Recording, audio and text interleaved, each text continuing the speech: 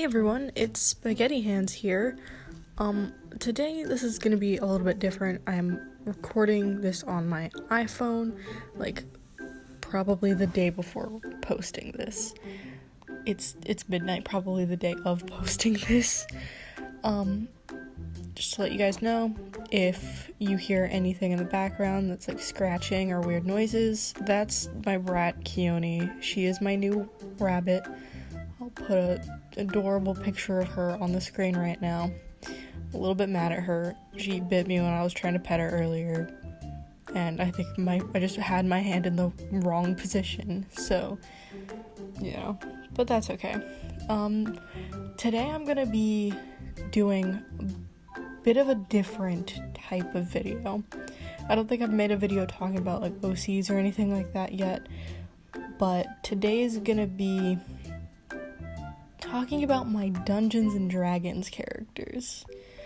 As most people don't know, I'm a dungeon master of a small campaign between friends. It's just, I think there's 4 players and me.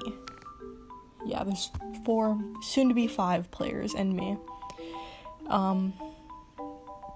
The basic setup is all of them throughout their different places in this world got a letter in the mail from a strange organization called the Raven's Feather. They know nothing about these people going in, only that they're being offered 2,000 gold per person for just showing up to have a conversation with them. Needless to say, no one said no. So, actually only one person knew what this organization was and their goals and the people in it going into it, which was the Tabaxi rogue named Nep. She had been a agent for them prior, but ran away due to her partner being killed. She didn't really know how to process that, so she left. Didn't really tell anyone, she just ran away. So when the campaign starts, it's a little bit weird, but stop, I'm trying to record. I'm doing this all in one take, I don't really care. But it's pretty simple. Their goal, take down the king is corrupt. I'm gonna flash some other characters on the screen, give a brief backstory on them. First one is gonna be Malabar, who is the bard NPC who helps out the other character called Amanon. I don't have a full-blown picture of him yet. I'm gonna be doing a whole portrait for him later. Next is I said I was gonna do backstories. Basic backstory, but Malabar, she was a circus kid. Grew up in the circus, not really any crazy things. Learned how to snatch money to become more rich for her family. Next, like I said, Kaiser, he is, poor baby, he's one of those characters I might have given a really sad backstory. He is a albino tiefling who was born to a very wealthy family, but because of his mutation, he was the family outcast. It was very hard for him. His family was automatically super disappointed in him, no matter what he did, so he decided he was going to be the youngest kid to ever get into this super prestigious wizarding school. And he succeeded. He got in at the age of 14. So, then, when he got there and on his first semester in this amazing school, he went to go and talk to a teacher after class and found him standing over a dead body of one of his classmates. He did not stay long after that. He left that night and ran. And it's sort of heartbreaking because, he was gonna be this great character, or great guy who was gonna be a massive wizard. He was persuaded to, instead of becoming a wizard, become a rogue, which he is now. he has a +10 to stealth. He's really good. But Kaiser is coming along with the party on a little adventure to go and speak to Amonon's allies in the neighboring Rainforest kingdom of, I think it's Zorion. I don't have my map up with me, but I'm almost 100% sure it's Zorion. And the character that you probably see on screen right now is the character that they're going to go and meet. Could ya don't? Actually, I'm currently pulling up his name, but he is a, come on, D&D Beyond is not pulling up. That's okay. But the character is a fighter. I was gonna go for more of a what's the word? He's a gunslinger is the better word for it. His name is Karriel, and he is a peacock Aarakocra. He is actually a general and has fought in a bunch of very big wars. He was originally from Zorion, but he moved to the main kingdom, which, again, I'd have to look up. Sorry, I don't have much prepared. But yeah, he was originally from Zorion, moved to this big central kingdom, and then was promoted to a general. And he had this whole, this amazing army at the tip of his fingers. But he didn't like the way that the king ran things. It was a bit different for him. The king of Kila is the nation that it was. It was, I don't know, he was just not very happy there. So he left after his battalion was killed. He is very slow to trust. He's a very angry character. And I don't really have much about him. I know I have a accent for him written down somewhere, but I'm not gonna go and dig it out and look for it. But I know his voice is gonna be a bit deeper, and I'm not gonna pull out the voice right now because I don't feel like it. But he's gonna be a fun character to do. So I was gonna have the video playing so I could see where I was at this point. Anyways, that's fine. The thing is, I was really inspired by a couple of things while making this. In particular, I think it's pretty easy to note, I was pretty inspired by, what's the word? I was pretty inspired by Hamilton, actually, for character design. At this point, actually, I'm designing the wings I just discovered. This isn't gonna stay, please don't get attached to it. It was, I realized that he has a tail, and peacock wings do not look like this. So, that's one of those things that just didn't stick. But, words don't work well. At this point, I think I'm still working on the wings. Peacock wings don't look like that. Karriel he's very angry, like I said. He doesn't trust easily. So when the main characters are gonna come into his little village, he's not gonna be super happy about it. He's not very trustworthy, or trusting, and he's not gonna find them very trustworthy. It's gonna be pretty hard for them to win his trust, until they prove that they are part of the Raven's Feather, in which he's going to be very confused, because he was a close friend of Amonon's, and he trusts Amonon's every word. But when he sees the adventures that Amonon chose for his mission, he's gonna be really confused. He's gonna be like, you chose these kids? These ones. These are the ones you chose. And it's gonna be very funny. I think they're gonna be a little bit offended. Marcus, or nope, not Marcus. Bless you. Oh, that was so cute. Oh, that was so cute. Brandon is the character I was thinking of. Brandon is probably not gonna take super highly to what Karriel says.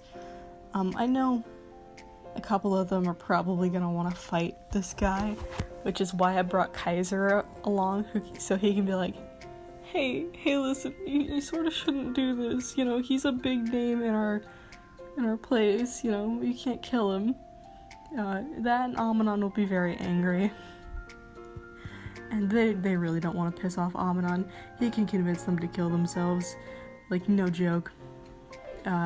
He has a plus 15 to persuasion.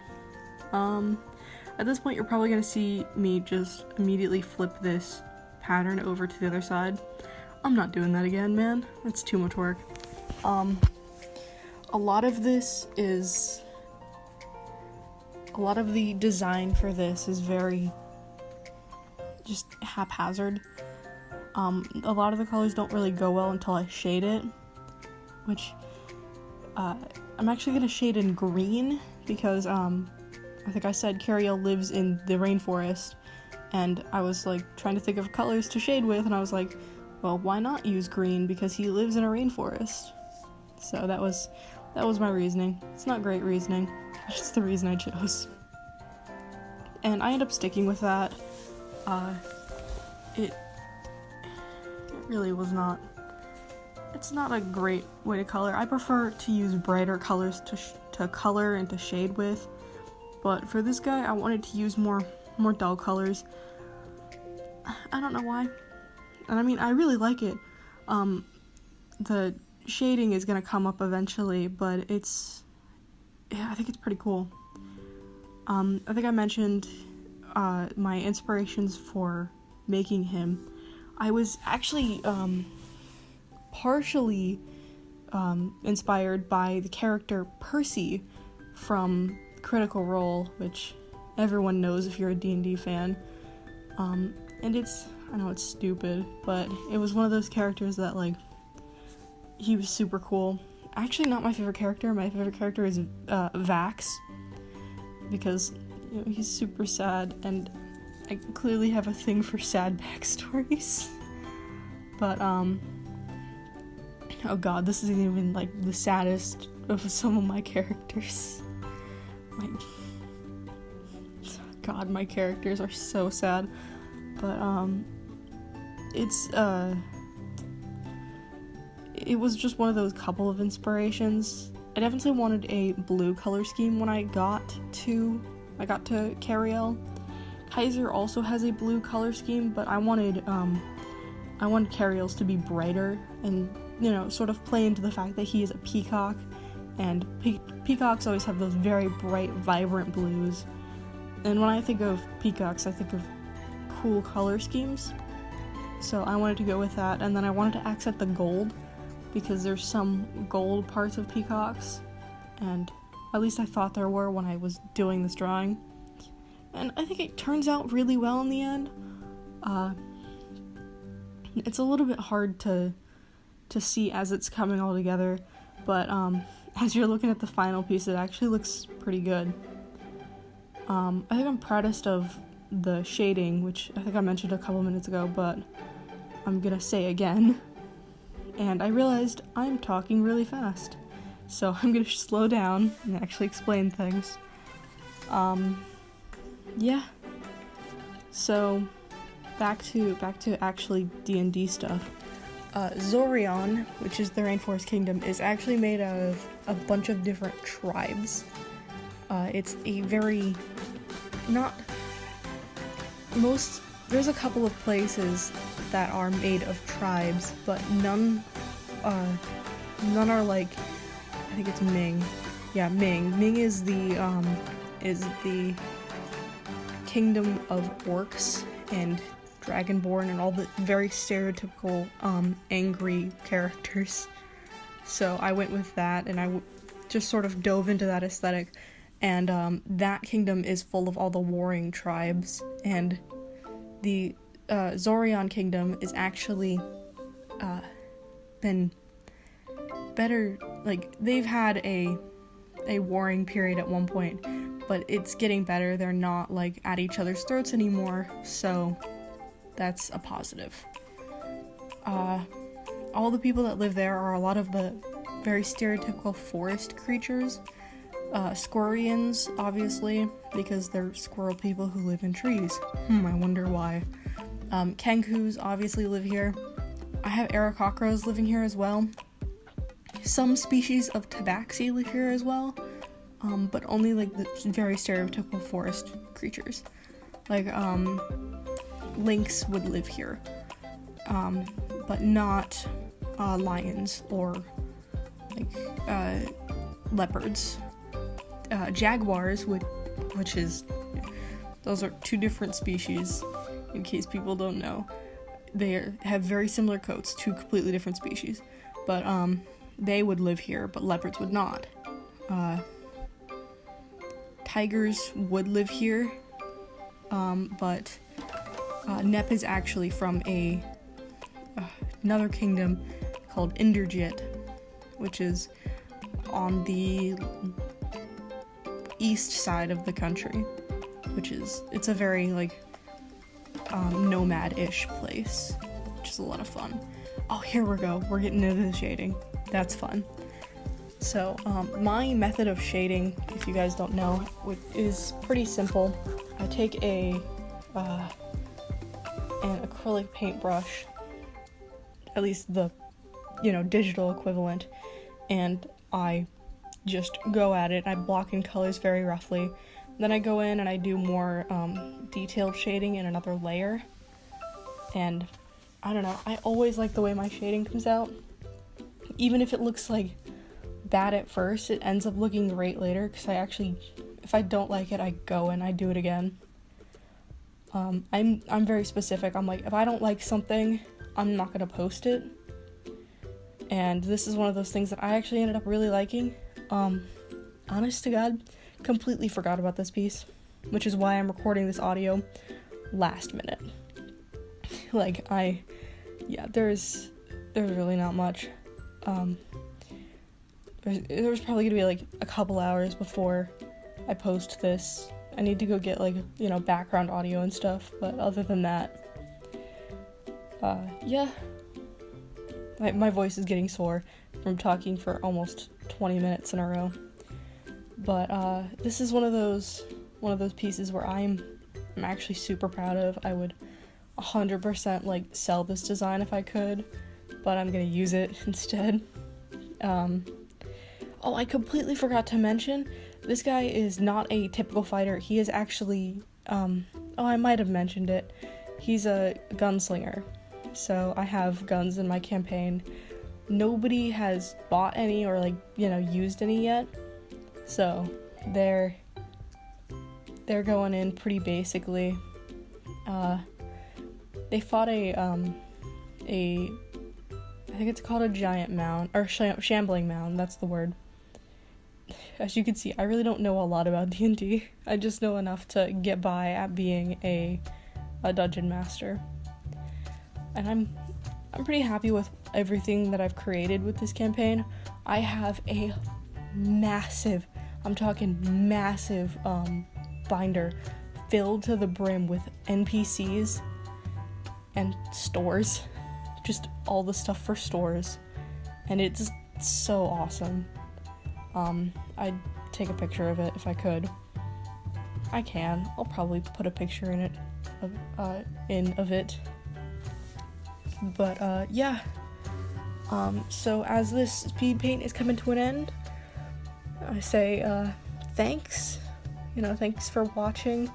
If you guys want me to record the campaign and record stuff, just let me know. I will gladly make a podcast out of this. It's one of those things that I actually wanted to do, but I don't really know how.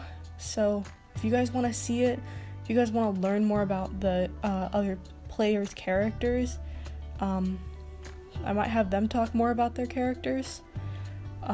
If you are a player, I didn't really give much away, so have fun, I guess.